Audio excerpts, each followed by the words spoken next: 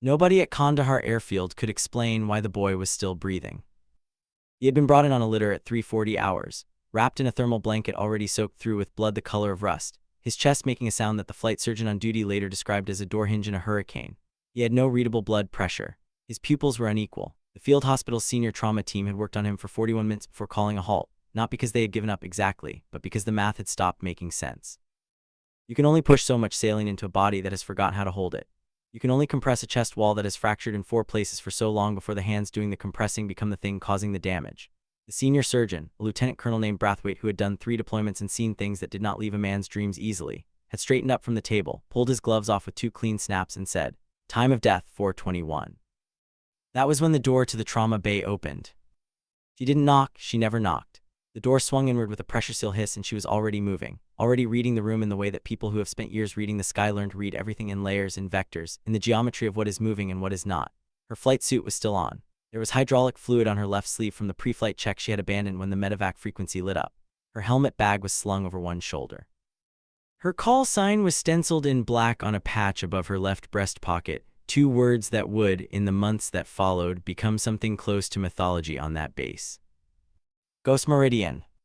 Her real name was Warrant Officer Tavita Failalo, and she was 34 years old and she had been flying rotary wing aircraft for 11 years, and she had a secondary certification in tactical combat casualty care that she had earned on her own time at a school in Fort Bragg that most flight crew never bothered with because it was brutal and expensive and the Army didn't require it. She had completed it twice, once as a student, once as an instructor.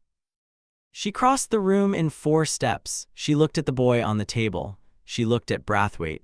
She said nothing for 3 full seconds, which was long enough for everyone in that room to feel the weight of whatever she was calculating.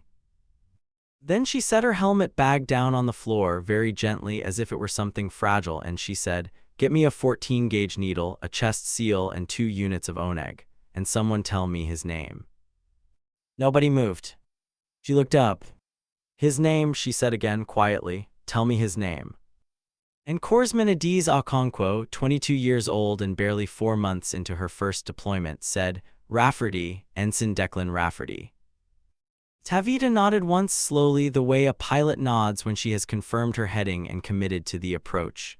"Declan," she said to the boy, to the room, to no one in particular. "Okay, let's go." The name Rafferty meant something on that base, and everyone in the trauma bay knew it, and that was part of why nobody had moved when Tavita asked for the supplies. It was not purely shock. It was the particular paralysis that comes when a situation has already been declared finished by someone with rank and authority and institutional gravity, and then a person walks in from outside the hierarchy and refuses to accept the declaration. It creates a kind of social vertigo. The rules say it is over. The rules say the lieutenant colonel called it. The rules say you do not contradict the lieutenant colonel, especially not over a patient he has already pronounced.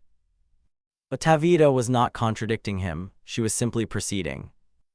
Brathwaite watched her pull the crash cart closer with one hand while her other hand pressed 2 fingers against the boy's neck. Not at the carotid. Everyone checked the carotid, but slightly inferior, slightly lateral, a position that most practitioners never used because the landmark was harder to find and the pressure differential more subtle. She held there. She counted. Her lips moved with the numbers but made no sound. "There's no pulse," Brathwaite said. He said it the way people say things that are obviously true, which is to say he said it as a boundary, as a wall, as a reminder of the territory they were standing in. "There's something," Tavita said. She did not elaborate. She picked up the 14-gauge needle that Okonkwo had finally quietly retrieved from the supply cart. She uncapped it. She positioned it above the second intercostal space at the midclavicular line, which was standard, which was textbook, and then she paused. She tilted the angle 3 degrees, maybe 4. Brathwaite would later struggle to describe the deviation to the review board because it was so small and so precise that it looked, if you weren't watching for it, like nothing at all. She inserted the needle. The sound that followed was a hiss, brief, pressurized, unmistakable, tension pneumothorax. The left hemithorax had been missed in the initial assessment because the boy's other injuries were so catastrophic that they had drawn every diagnostic eye in the room. The lung had collapsed silently, progressively over the preceding hour, shifting the mediastinum, compressing the heart, simulating cardiac arrest so perfectly that even the ECG trace had been indistinguishable from the real thing. He was not dead. He had been dying in a way that looked exactly like dead. The boy's chest rose. It rose with a wobble and a catch, the way a drowning person's chest rises when they are pulled from water before the oxygen debt has finished its accounting, but it rose. Okonkwo made a sound in the back of her throat that she would later deny making. Brathwaite said nothing. He stood very still, watching, with the expression of a man who is revising a document he believed was already finalized. Tavita reached for the chest seal. "Own egg," she said without turning around. "Now push it warm." There were 7 people in the trauma bay when Tavita Falolo brought Ensign Declan Rafferty back. By morning, the number of people who claimed to have been there had grown to 23. By the end of the week, it was a story being told in the DFAC, in the maintenance bays, in the TOC during the quiet hours between 200 and 400 when the radios are mostly just static, and the night outside the wire is a kind of breathing darkness that the base holds its breath against. The version of the story varied depending on who was telling it. In some versions, she had walked in with her flight helmet still on. In some versions, Brathwaite had tried to physically stop her.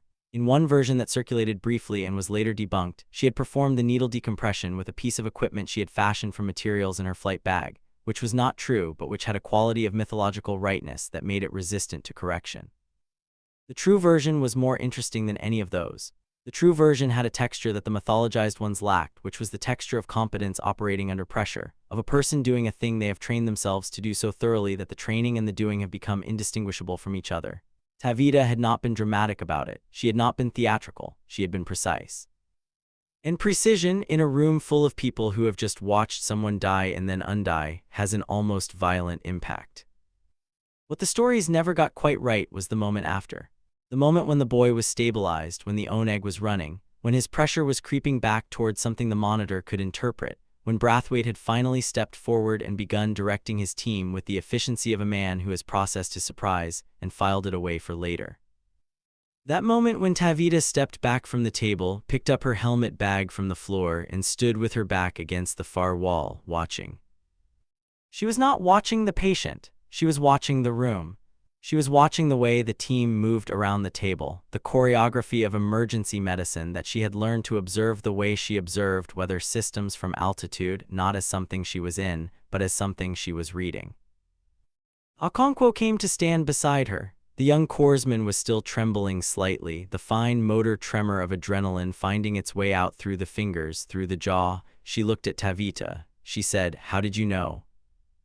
Tavita looked at the boy. At Declan Rafferty, who was breathing on his own now, shallow and thready but present, alive, making the specific and irreplaceable claim of aliveness that all other claims are built upon.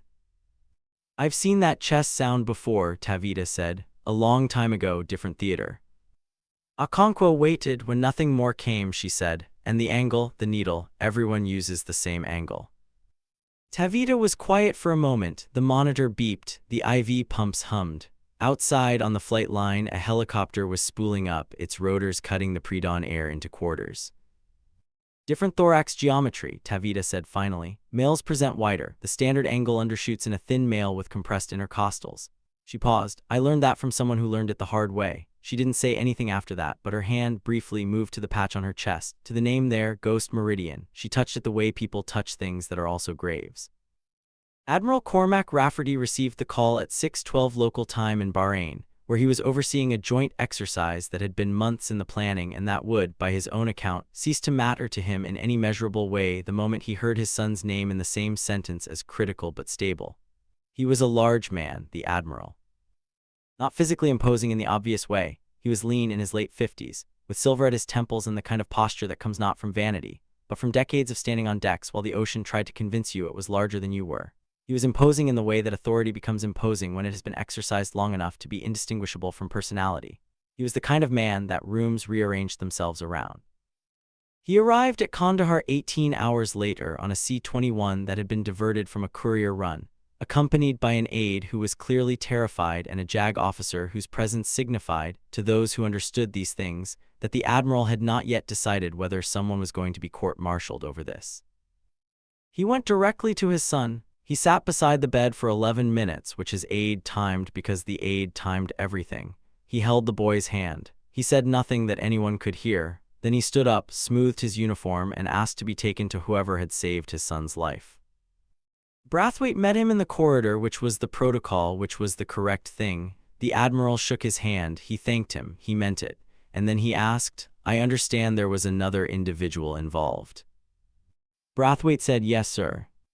The Admiral said, "A pilot." Brathwaite said, "Warrant Officer Falolo, sir, rotary wing. She has a secondary TCCC certification, advanced level."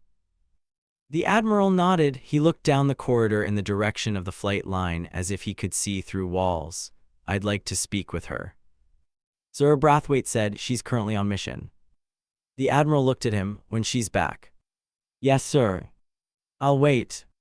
And he did. Admiral Cormac Rafferty, Fleet Commander, sat in a metal folding chair in a corridor of a field hospital at Kandahar Airfield and waited 3 hours and 40 minutes for a warrant officer to return from a resupply run in the Paktika province. When she came through the door at the far end, still in her flight suit, helmet bag slung over her shoulder, hydraulic fluid traded now for a new layer of Afghan dust, he stood up. She stopped when she saw him. She read his rank. She came to attention. At ease, he said, and then, after a pause that was very long for a man who chose every word like a chess move, my son tells me you spoke to him before you started working on him. Tavita said, yes, sir. He said you used his name. Yes, sir. The Admiral looked at her for a long moment. Why?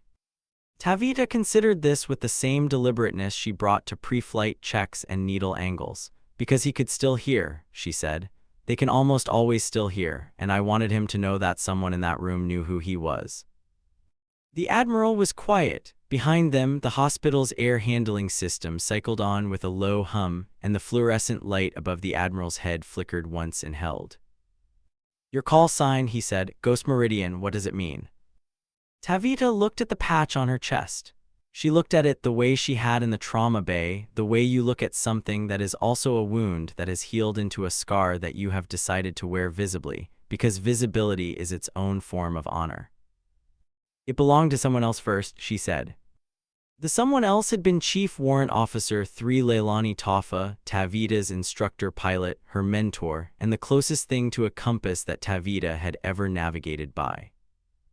Leilani had died 4 years earlier in the Kandahar province, in a U-60 Black Hawk that took a PKM burst through the main rotor assembly at low altitude during a personnel recovery mission that had gone wrong in the slow, compounding way that missions go wrong when every decision made at the planning stage contained one small error that seemed acceptable in isolation.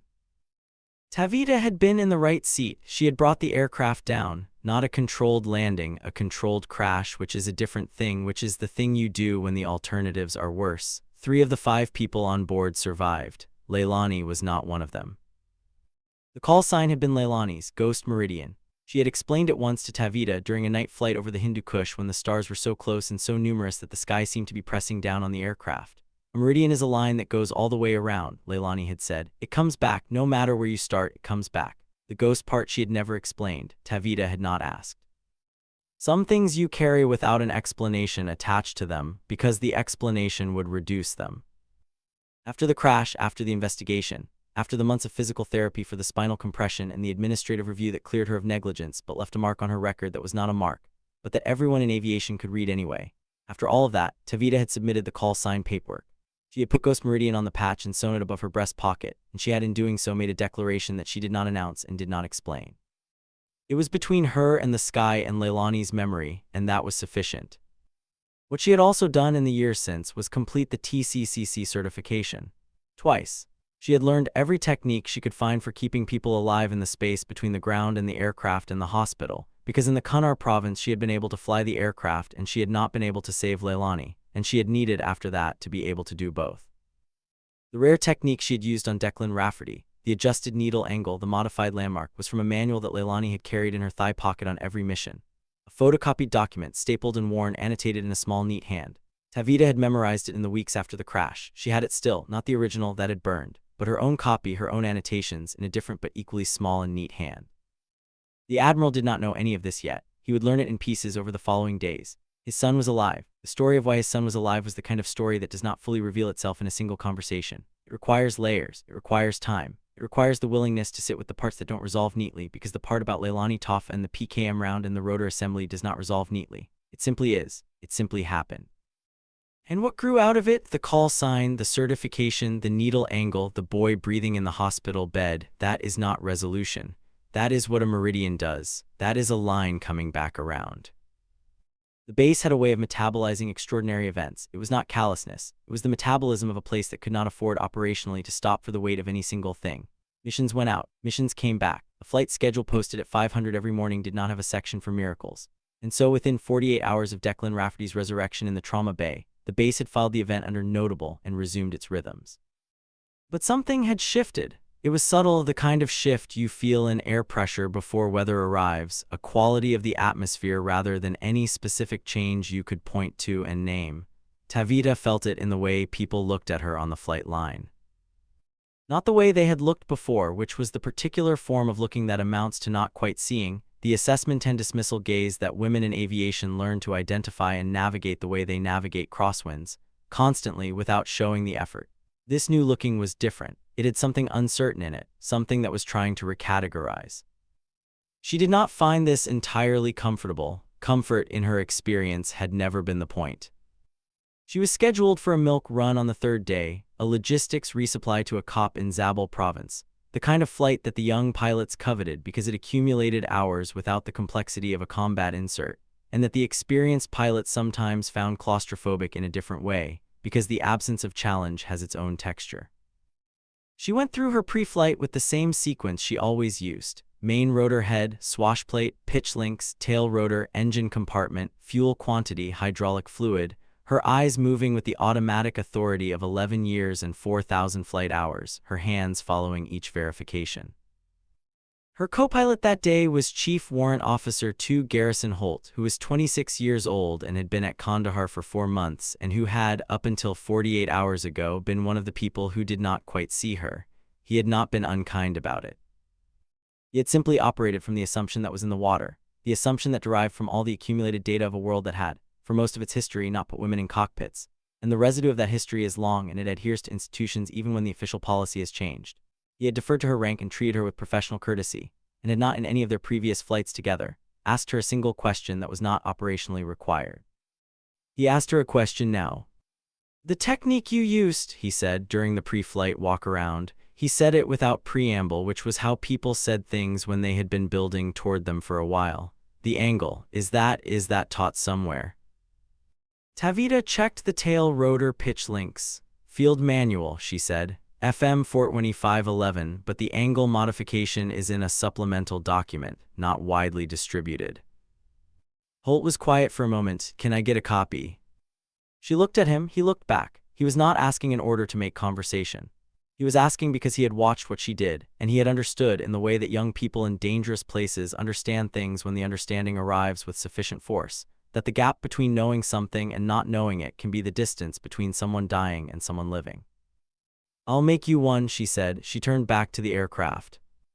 They lifted off at 8:15 into sky that was still and copper-colored in the morning light. The Hindu Kush spread across the northern horizon like a wall that the world had built against something enormous, and Tavita took the controls and felt the aircraft rise beneath her hands, and for a moment, just a moment, the weight of the last 3 days lifted with it. The flight to the COP in Zabul took 42 minutes. The resupply went without incident: water, ammunition, medical supplies, a crate of MREs that a specialist named Wachowski unloaded with the particular resentment of a man who has eaten enough MREs to last several lifetimes. They were back in the air within 20 minutes.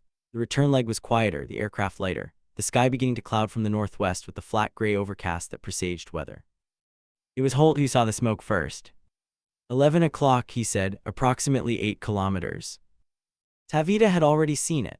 Black smoke, the kind that comes from burning vehicles and not from burning brush, rising in a column that the wind was beginning to shear at altitude. She keyed the radio. "Kandahar Base, Ghost Meridian, we are observing black smoke at grid." She read the coordinates from her navigation display, request sitrep on any ground elements in that area.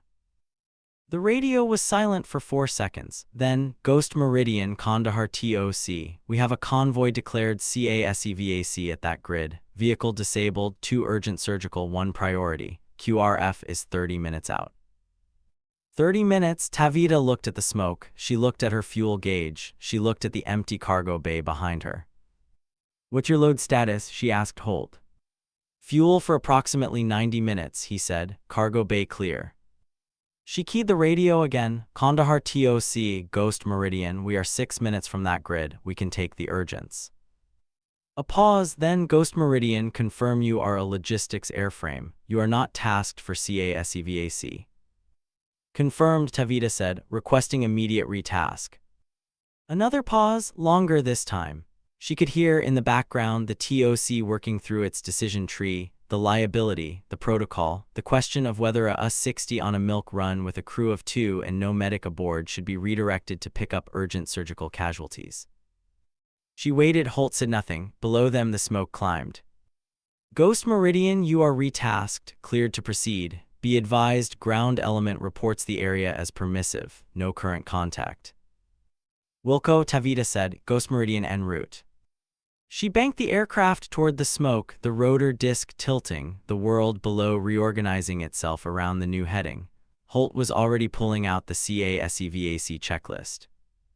She watched him work through it with a focus that had not been there during the milk run, a different quality of attention that the situation was producing in him, and she recognized it because she had seen it before in herself, in other pilots, in the moment when training stops being preparation and becomes the thing itself. You know what to do when we get there, she said. It was not a question. He looked at her. Triage them visually before we load, she said. Tell me what you see. Let me decide what goes in first. He nodded. And Holt, she said. He looked up again. If either of them is unconscious and breathing wrong, come get me before you start anything. He understood what she meant. He had been thinking about needle angles for 3 days. The smoke was closer now, resolved into a specific location. A road that switched back along a ridgeline. 2 vehicles stopped at an angle that told the story of a rapid halt, figures moving in the scrub below. Tavita brought the aircraft down in a spiraling approach that minimized her time in the exposure window, set it down in a clear area 70 meters from the vehicles, and had the cargo door open before the rotors finished their deceleration curve. The 2 urgents were a staff sergeant named Mwangangi, who had taken shrapnel through the left thigh and was conscious and furious about it, and a private first class named Bosalil, who was not conscious and whose breathing had the specific irregularity that Tavita had learned to read as a warning. She knelt beside Bosalil in the dust while the soldiers moved Mwangangi toward the aircraft. She put her fingers where she always put them, not quite at the carotid, a fraction inferior, a fraction lateral. There was something. She looked at Holt, who had followed her out and was standing with his hands open, waiting. 14 gauge, she said, my kit, left side cargo pocket. He ran for the aircraft. He stayed with the boy in the dust. Bosalil, French name, Louisiana maybe or Quebec, the kind of geography embedded in surnames that carries a whole history of movement and settlement and war. He was 19 years old. She could see it in the softness still around his jaw, the way youth persists in the face even when the body has been given a rifle and a uniform and the full weight of someone else's geopolitical mathematics. She put her hand on his sternum. She felt the mechanics of his chest. The overinflation on the right side, the asymmetry. Okay, she said to him, to the dust, to the sky above, which was going gray now with the incoming weather. I have you. Holt arrived with the kit. She worked. The hiss came slightly different pitch than Rafferty's had been, the same essential message. His chest equalized. His breathing shifted towards something a monitor could interpret if there had been a monitor, which there was not, but she was reading it with her hands and her eyes and 11 years of understanding how bodies behave when they are fighting themselves. She stood, she picked up the kit, she looked at Holt, who was staring at her. Load him, she said, Mwangangi first, then Bosalil. We're 4 minutes to the hospital. They were in the air in 3. In the cockpit, climbing through 2,000 feet, the weather coming in from the northwest and the base still 22 miles out, Tavita set the aircraft on its heading and keyed the radio. Kandahar Hospital, Ghost Meridian inbound, 2 CASEVAC, 1 urgent surgical, 1, she paused, considered her terminology, 1 urgent surgical, treated in field, tension pneumo decompressed, both stable, ETA 4 minutes. In the cargo bay behind her, Holt was monitoring both patients. She could not see him. She could hear through the intercom his voice relaying vitals with a steadiness that had not been in him 3 days ago. The steadiness of someone who has learned a new angle, who has added a degree or 2 of deviation to the standard approach and found that the standard was not, in fact, the limit. The hospital's landing pad appeared below through the cloud base, the X of it resolving from the gray the way landfall resolves on a long ocean crossing, with the specific relief of a destination that you were not entirely certain you would reach. She put the aircraft down in the center of the X. The flight surgeon who received Bosalil at the pad was not Brathwaite. It was a younger doctor, a captain named Osai, who had completed his residency 18 months earlier, and who had in those 18 months seen more than his residency had prepared him for, which is the standard condition of combat medicine. He read the boy on the litter with fast, experienced eyes and then looked up at Tavita, who had jumped out to help transfer, and said, "Field decompression." "Yes," she said, 14 gauge second intercostal midclavicular, adjusted angle. Osai looked at her, he looked at the placement of the needle, he looked back at her. "Who taught you that?" Someone who learned it the hard way, Tavita said. Same words, different air, the same true thing. They took the boy inside. Mwangangi was already complaining at the top of his considerable lungs about the inadequacy of the pain management he had received in transit, which Osai's team took as a positive sign and addressed with a professionalism that Mwangangi did not immediately recognize as kindness. Holt stood by the aircraft, looking at his hands, not the way people look at hands that have done something wrong, the way people look at hands that have just understood what they were for. Tavita walked back to the aircraft. She completed her post-flight checks. She logged the flight hours. She noted the retask in the mission record. She did all the administrative things that keep aviation functioning, the bureaucratic connective tissue of military flying that persists regardless of what the mission contains, because the records must be accurate and the records must be complete, and the sky does not care about paperwork but the institution does. When she was done, she sat for a moment in the left seat with the rotors stilled above her. The weather had arrived, rain on the windscreen, not hard but steady, the kind of rain that commits to its purpose without drama. She watched it move across the glass. She thought about meridians, about lines that go all the way around and come back, about the manual in Leilani's thigh pocket and the copy in her own, annotated differently but arriving at the same angles. She thought about the Admiral's son breathing in his hospital bed, about a private first class named Beausoleil who might play French-Canadian folk songs in his grandmother's kitchen someday if the angle was right and the hands were trained and someone decided to keep going after the clock had been called. She thought about Holt's voice on the intercom, steadying by the mile. She put her hand on the patch above her left breast pocket. Ghost Meridian.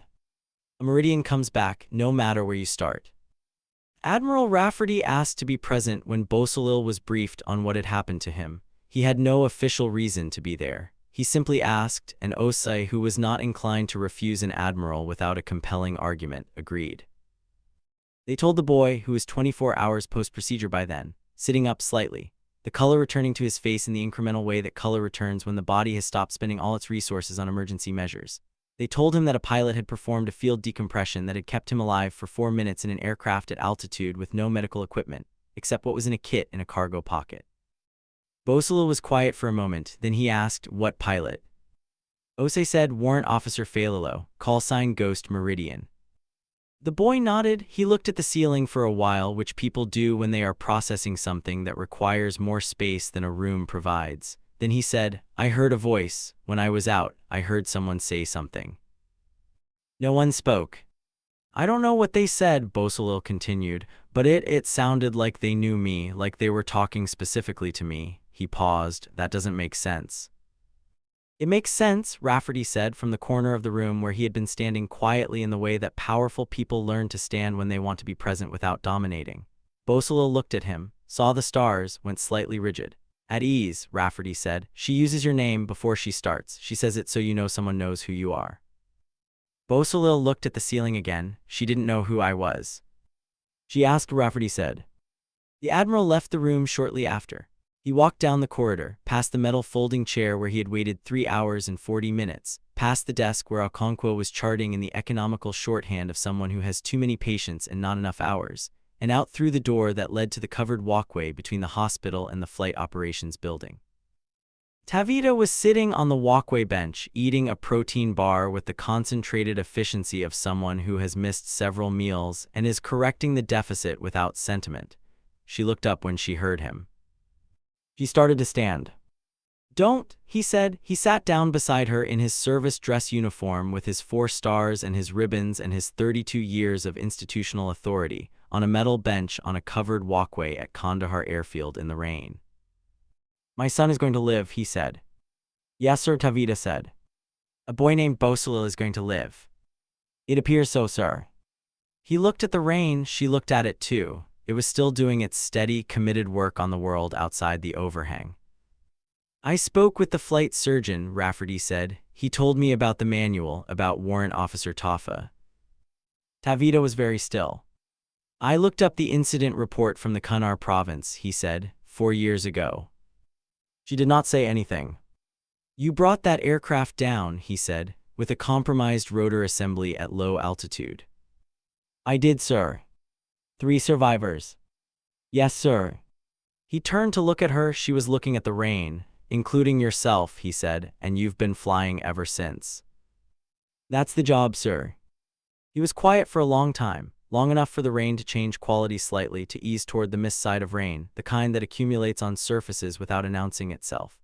I have a meeting, he said finally, with the Army Aviation Branch Chief next month about the TCCC certification program for flight crew. He paused. They've been debating making the advanced level mandatory. Tavita turned to look at him now. He was looking at the rain. I'll be making a recommendation, he said. I'll be citing specific cases. Sir, Tavita said, and then, because she was not a person who said things she didn't mean, she said, Leilani Toffa should be cited. She will be, he said. The recommendation went through. It took 8 months, which is fast for institutional change and slow for everything else. And during those 8 months, Tavita flew 312 hours, completed 2 additional advanced medical certifications, trained Holt to a level where he could perform needle decompression in a moving aircraft, and started a mentorship relationship with Okonkwo that began formally and became something else, something in the category of the things Leilani had been for her. Though she would not have used that word yet, that word takes time to be accurate. The ceremony where the TCCC advanced certification was announced as mandatory for all Army aviation crew was held at Fort Rucker in Alabama, on a Tuesday in March when the azaleas were doing something extravagant along the edges of the parade ground. Tavita was there. She had not been invited as a speaker. She was there as one of 12 warrant officers representing the field, seated in the 3rd row, wearing her dress uniform with the patch above her breast pocket. Several people gave speeches. There were PowerPoint slides. There were statistics about survival rates and response times and the mathematics of the minutes between injury and intervention. At one point, without her name being used, a specific case was described, a field decompression in a hovering aircraft, performed by a pilot on a retasked logistics run, credited with a survival outcome that the previous protocol would not have enabled. The room was full of aviation professionals and medical professionals and the hybrid creatures who are both, and they listened to the case with the particular attention of people whose job has just been officially expanded, who are recalculating what they are now expected to know. In the 3rd row, Tavita listened. She did not look at the screen. She looked at the patch on her sleeve, not the ghost meridian patch, but the other one, the unit patch, the angular emblem of the aviation unit she belonged to. She was thinking about a manual in a thigh pocket, about a small neat hand and a different small neat hand writing in the margins of the same document, about a line that goes all the way around. After the ceremony, there was a reception in the adjacent building with coffee and those particular Pentagon cookies that have a reliable mediocrity and are always present at these events as if by treaty. Rafferty found her by the coffee station. He was in his service dress. He shook her hand with both of his, which was not his usual style and which she recognized as deliberate. "How's Declan?" she asked. "Deployed again," Rafferty said. "He requested Djibouti." He smiled. It was a complicated smile, the smile of a father who has had to learn to make peace with what his son is. He carries a copy of the manual. "Good," Tavita said. "He annotated it," Rafferty said. She looked at him. "He wanted me to give you this." The Admiral reached into his breast pocket and produced a small piece of folded paper. He held it out. She took it. She unfolded it. It was a photocopy of the cover page of the supplemental TCCC document, FM 42511 supplemental, the one with the adjusted angles, the rare technique, the small neat annotations that had traveled from Leilani's hands to Tavita's hands and now apparently to Declan Rafferty's. In the margin, in a young man's handwriting, a little urgent, a little unsteady, the handwriting of someone who wrote it knowing it mattered, were 3 words. "Je nomme." Tavita held the paper. The coffee station hummed. Outside the windows of the Fort Rucker reception hall, the Alabama azaleas were doing their extravagant march work, which they do without being asked, which is the nature of things that bloom on schedule regardless of what the world is doing. The sky above them, the particular blue of early spring mornings, wide and unhurried, the kind of sky that a pilot looks at and thinks, good visibility, favorable conditions, proceed. She folded the paper carefully. She put it in her breast pocket beside the patch. The meridian, as meridians do, had come back around. There is a photograph on the wall of the TCCC Advanced Certification Training Facility at Fort Rucker. It was put there without ceremony, without announcement, by an instructor who had known one of the subjects and believed that the wall needed it. It is not a posed photograph. It is the kind of photograph that someone took without anyone knowing they were being photographed, which is the kind that tells the truth. In it, 2 women are standing on a flight line at dusk. One is taller, broader across the shoulders, with an ease in her posture that suggests she is comfortable in the specific way that people are comfortable when they are exactly where they are supposed to be. She is laughing at something. The other is younger, slighter, standing at the first woman's left shoulder with a different quality of posture, not stiff but attending, listening, learning the frequency. The flight line behind them is ordinary, aircraft in various states of maintenance. A fuel truck at the far edge. The sky above them in transition, not yet dark, not quite day anymore, that particular hour when color drains upward from the horizon and the stars have not yet committed to appearing. You can read the patches on their flight suits if you look closely. The laughing one says Ghost Meridian. The younger one's patch is harder to read in the photograph. The angle is wrong, the light is failing. But if you knew what you were looking for, if you had held the document and read the margins and understood what lines do when they go all the way around, you might be able to make it out. You might see that it says the same thing. The instructors who use this facility, who teach the adjusted angles and the modified landmarks and the needle decompression at altitude and all the other things that the supplemental document contains, they use the photograph sometimes when they teach the section on the history of the technique. Not as a formal teaching aid, just as a thing to point to, as evidence that the knowledge came from somewhere. That it was carried by specific hands between specific people and that the carrying was not passive. It was an act, repeated, sustained, chosen over and over again in the intervals between the flights and the missions and the hours in the cockpit above the places where the mathematics of survival get very small and very precise. They say this is where the technique comes from. They do not always say the names are on the wall, the names are on the patches. The names are in the margins of a document that has been photocopied so many times the original is conceptual now. A platonic ideal of a tactical medical manual that exists primarily in its copies, in its annotations, in the hands of people who carry it the way Leilani Toffa carried it, in a thigh pocket in the field, in the specific gravity of a place where the difference between a standard angle and a corrected one is the difference between a boy who breathes and a boy who does not. Tavita Falilo retired from Army Aviation 7 years after the night in the trauma bay at Kandahar. She had by then 4,912 flight hours, 2 distinguished flying crosses, a meritorious service medal, and a record that the branch chief described in the official retirement remarks as a masterclass in the integration of tactical and medical competency. She sat through the remarks in her dress uniform on a Tuesday in the same Fort Rucker parade ground where the Azaleas did their annual extravagance, and she received the flag with both hands and she did not cry, which was not stoicism but precision. She had cried in private years earlier in a specific way and for a specific person, and it had been sufficient. She went to work the following week as a contractor for the TCCC Advanced Program, writing curriculum, teaching the adjusted angle. She sat at the front of the room in civilian clothes with the same quality of attention she had brought to every cockpit, layered, vectored, reading the room for who was getting it and who needed a different approach. On the first day of every new class, she started with the photograph on the wall. She said, "The person on the left is my instructor. Her name was Chief Warrant Officer 3 Leilani Toffa, and she died in the Kunar province in a helicopter that I was also in, and I have thought about her every day since. The technique I am going to teach you this week was in a manual she carried in her thigh pocket. I memorized it and I modified it and I taught it to a co-pilot named Holt who now teaches it to his students, and Holt's students will teach it to their students. That is what a meridian does." She paused, new students every time, different faces. The same quality of listening, the listening of people in dangerous professions who have understood that the gap between knowing and not knowing has a specific measurement, and that the measurement is a life. "Before you start on any patient," she said, "you ask their name, you use it. They can almost always still hear, and they need to know that someone in that room knows who they are." She let that settle. Outside the classroom windows, the Alabama sky was doing what it always did, wide, blue, unhurried, full of the invisible lines that pilots navigate by, the meridians and parallels and headings and vectors that make the sky a readable document if you have learned its language. A sky that goes all the way around, a sky that comes back. "Let's begin," Tavita said. And they did.